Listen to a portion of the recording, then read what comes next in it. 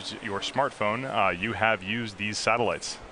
But beyond navigation, the GPS satellite constellation provides a large range of positioning and timing services for both civil and military purposes. Due to a combination of spacecraft mass and orbit, we will not be attempting a first stage recovery today, as we need to reserve enough fuel to get the payload to its intended orbit. Today's launch represents SpaceX's 21st launch and final launch for 2018.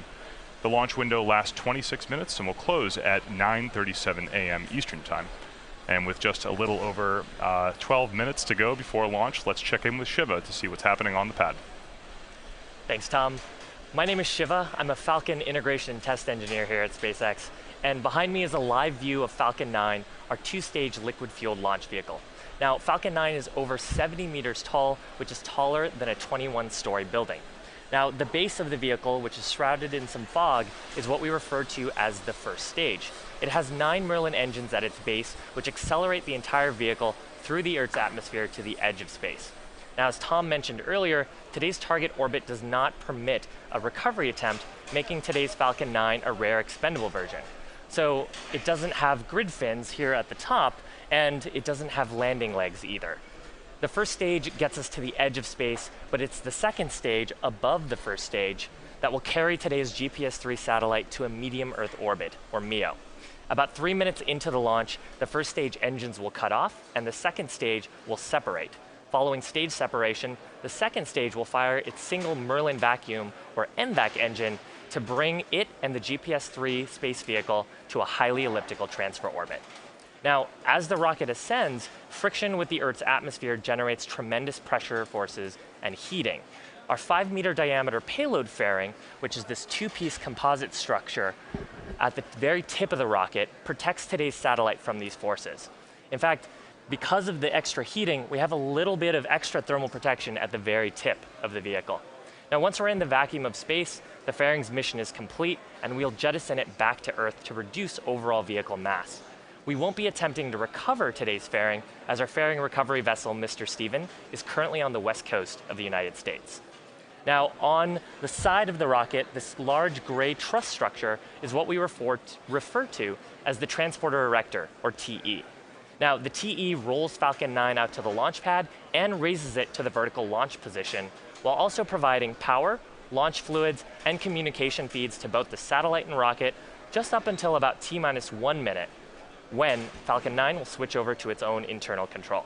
Now, let's hear how launch preparations are going from Tom.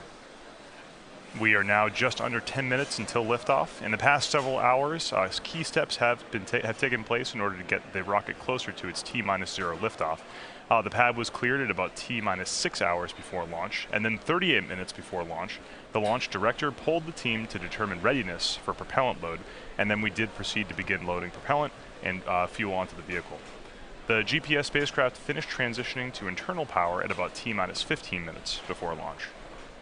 Falcon 9 uses a refined form of kerosene called RP1 for its fuel, and super chilled liquid oxygen, or LOX, as its oxidizer. To ignite the engines, Falcon 9 uses a chemical called TTEB, which stands for triethyl aluminum triethyl borate, which you'll see at T0 via the telltale green spark right before the rocket takes off. Currently, RP1 is nearly fully loaded on the first stage, and the second stage is fully fueled. Liquid oxygen loading is currently underway and will finish loading on the first and second stages at 3 and 2 minutes prior to launch, respectively. We've also began helium loading. Helium gas acts as our pressurant to push RP1 and LOX through the Merlin engines, and helium will continue to top off until a minute and a half before launch. Engine chill began at about T-7 minutes, or will begin at about T-7 minutes to liftoff. This is where we open the valves between the first stage Merlin engines and the propellant tanks to allow just a small amount of that super chilled liquid oxygen into the turbo pumps to begin to bring down their temperature to avoid any shocks to the system when the full flow of LOX begins flowing into those engines. At about T-4.5 minutes, that white truss structure, called the transporter erector, or TE, will retract away from the rocket just slightly to provide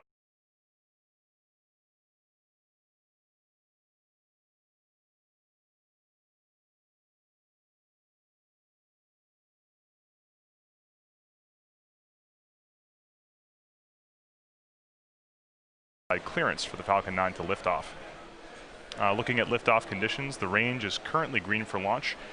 We monitor upper level winds, ground level winds, cloud rules, and lightning rules. It is a clear day at the Cape, but right now we are monitoring those upper level winds, but they are trending in a positive direction. However, if for any reason we cannot launch today, we do have a backup launch opportunity for tomorrow with the window opening at 9:07 a.m. Eastern Time. Hi, I'm Michael Andrews and I'm a member of the supply chain team here at SpaceX. As Tom mentioned earlier, today we're launching the GPS III Space Vehicle 1 satellite for the US Air Force. The Global Positioning System, commonly known as GPS, is a satellite-based global navigation array. It provides a remarkably diverse set of uses, from navigation to agriculture to search and rescue. The GPS project began back in 1973 for military uses and became widely available for the public in the 1990s. The last of the second series of GPS satellites, GPS II, was launched back in 2016. Now this latest generation GPS III will introduce new capabilities such as 3 times improved accuracy, 8 times improved anti-jamming capabilities, an extended 15-year service life, and increased coordination with other international global navigation systems.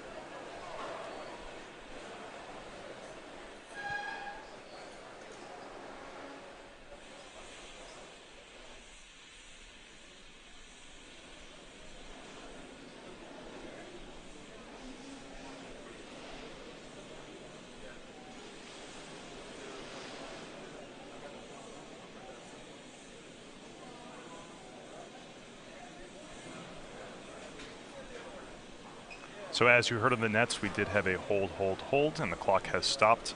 Right now it looks like the Falcon 9 has hit an abort condition. We don't have all the information just yet, but hold on and we will get some more information as soon as the teams have had a chance to review the data and see what's up on the rocket.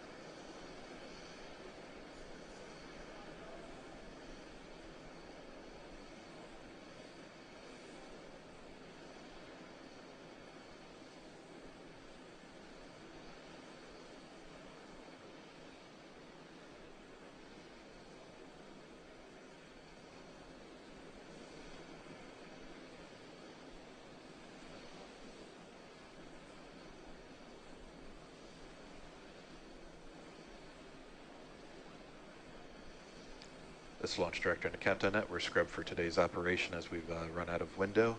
Please set up for 24-hour recycle. We're in section 58 for post-scrub turnaround.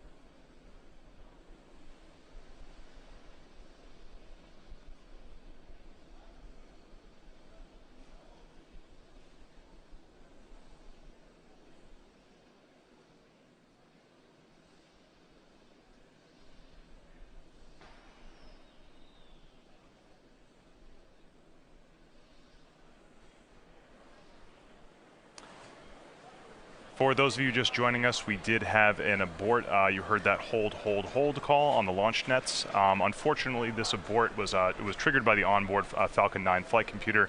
The unfortunate part is that it has pushed us past our launch window today. So it means we will not be able to recycle the countdown and attempt again. So it looks like we are going to be attempting to launch tomorrow. We have another window tomorrow starting at 9:07 a.m. So please tune in tomorrow for the next attempt of the GPS III space vehicle satellite.